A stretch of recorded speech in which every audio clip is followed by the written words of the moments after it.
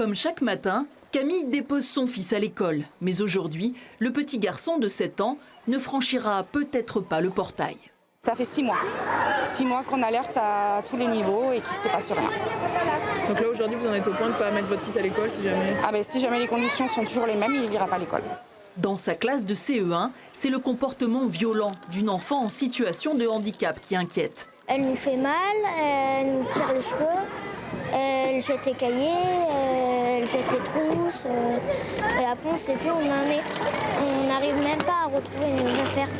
Des cris, des tables renversées, des coups parfois.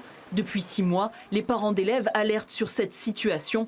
17 courriers recommandés restaient lettres mortes. Alors aujourd'hui, ils ont décidé d'agir. Pour toute la semaine, il y aura des parents le matin et les après-midi. On sera soit devant la classe si la jeune fille est intégrée en classe, et sinon on sera dans la cour.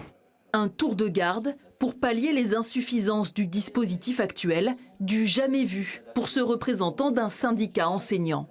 Là, on est déjà dans une situation urgence